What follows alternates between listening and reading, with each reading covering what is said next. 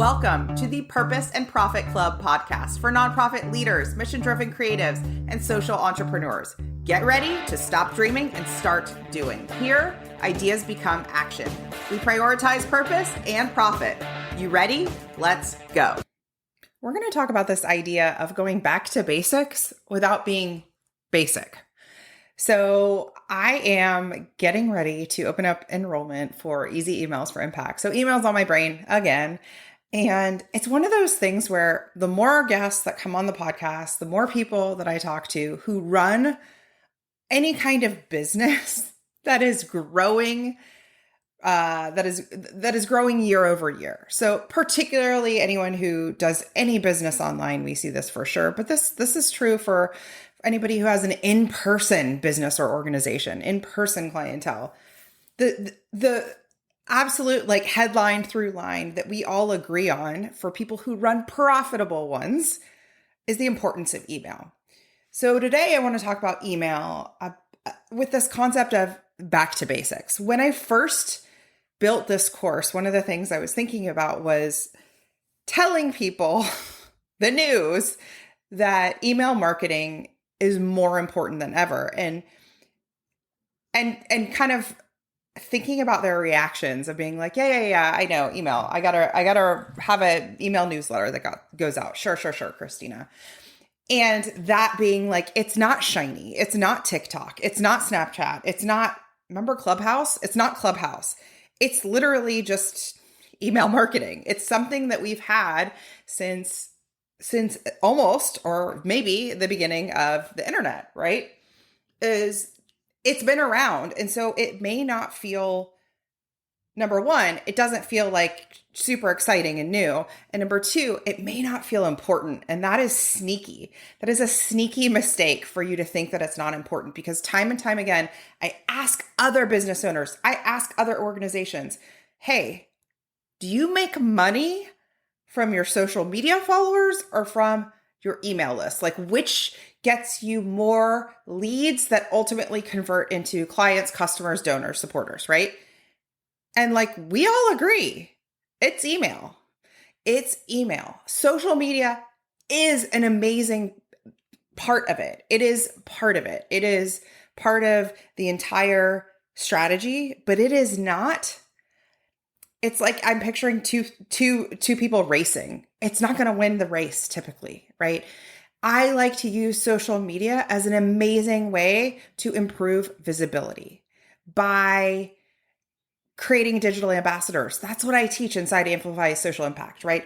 Where you're connecting with other people's audiences and you're getting in front of other people's audiences. It's such a good way to step outside of your bubble. But just creating content and expecting revenue and expecting donations to come in just because you created new content on Instagram or wherever, that doesn't move the needle as fast as creating content on those same social networks and then driving new subscribers to your email list. Once they get on your email list, you tell the stories, you talk about the benefit, you talk about the problem, the impact, the social proof of what it is you do. Boom. That's where the conversions happen.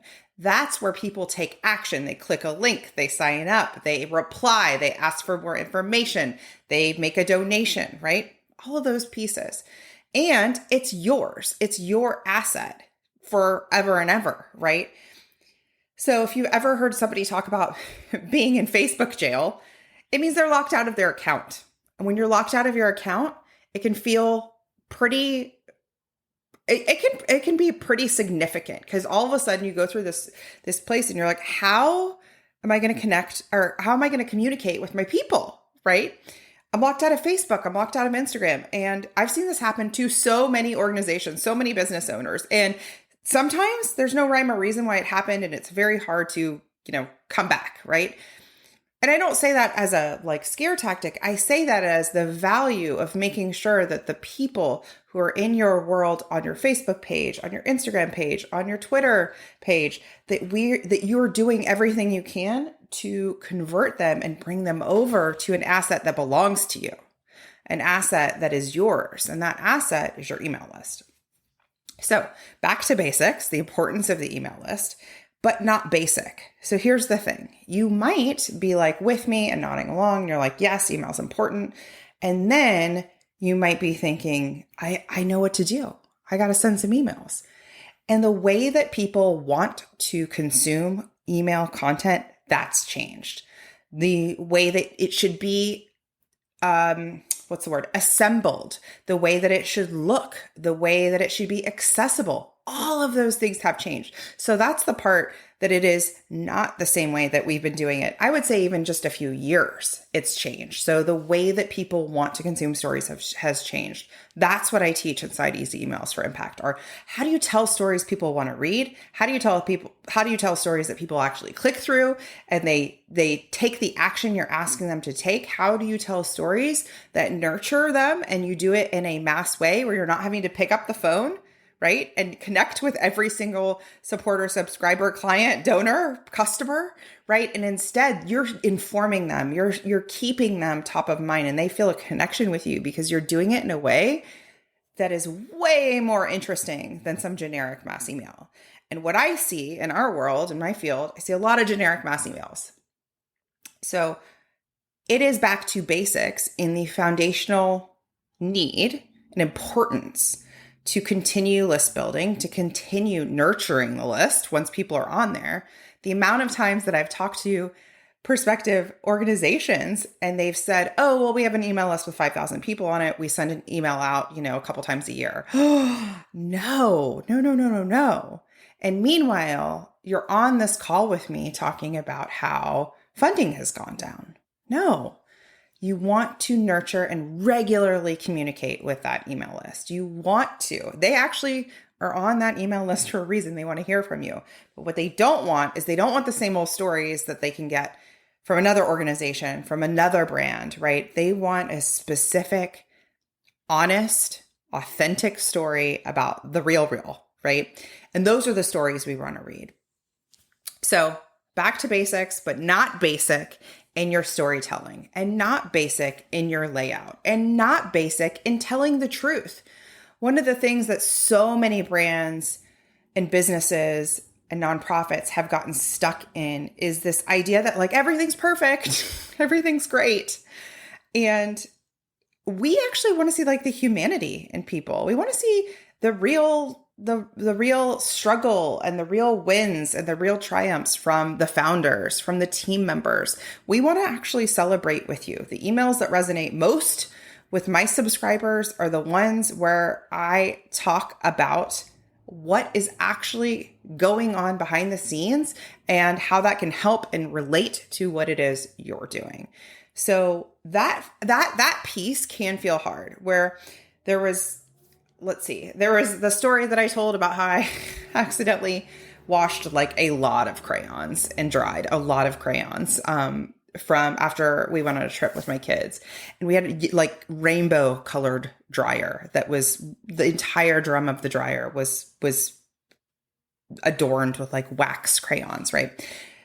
That story, you can tell a story like that and have what I call a handoff or a transition and move it into a story that you want to tell where you're asking people to take an action. That takes some practice. And that's a lot of what I teach in the program of how do we take a story that is a personal point of view, that it is about a conversation that you had with a stakeholder, a conversation that you had with a client, right?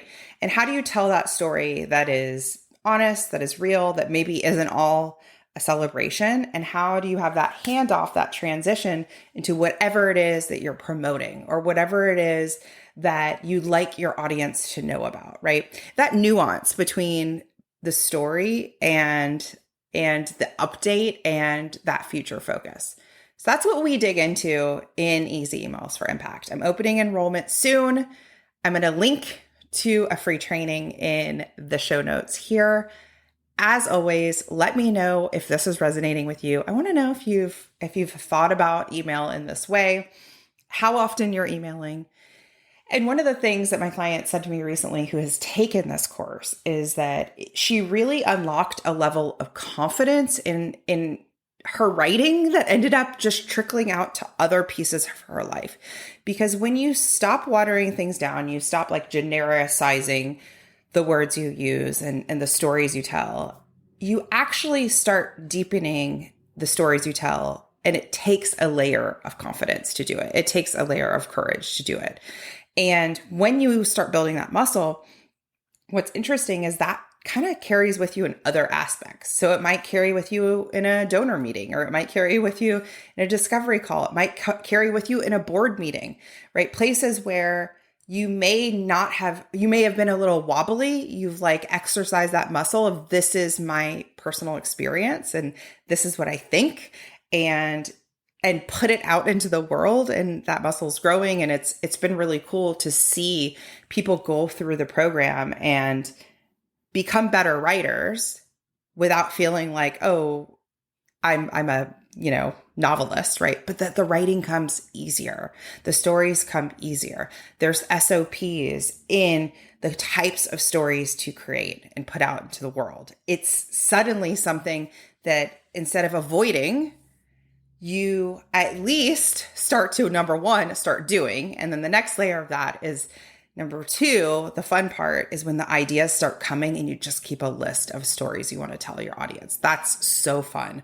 And your audience starts to get trained on expecting those on a regular basis. And they will ask you, hey, I didn't get your email this week, or whatever. Where you been? They want those stories. They want to hear from you. That's how we nurture and steward. That's a lot more fun than sending a mass text or a begrudging phone call or something like that to your audience. Why not keep them updated in a way that is scalable, that can be automated, and is a lot more fun? All right, go write some emails. If you ask me, everyone should have a coach, especially you. I want to invite you to schedule a free discovery call with me. Go to splendidatl.com/contact. You'll see my calendar there. Book a call with me. You'll learn about my smart growth method, where we can grow your business or organization sustainably with ease and massive impact. Think you've reached out to everyone in your network? Are you out of ideas to get noticed and get funded? I hear you. That's why I'm giving you a chance to steal my prospect list. Yes, you can generate leads for your nonprofit or impact-driven business. Grab my mini training and list delivered to your inbox instantly. Go to splendidcourses.com/prospect.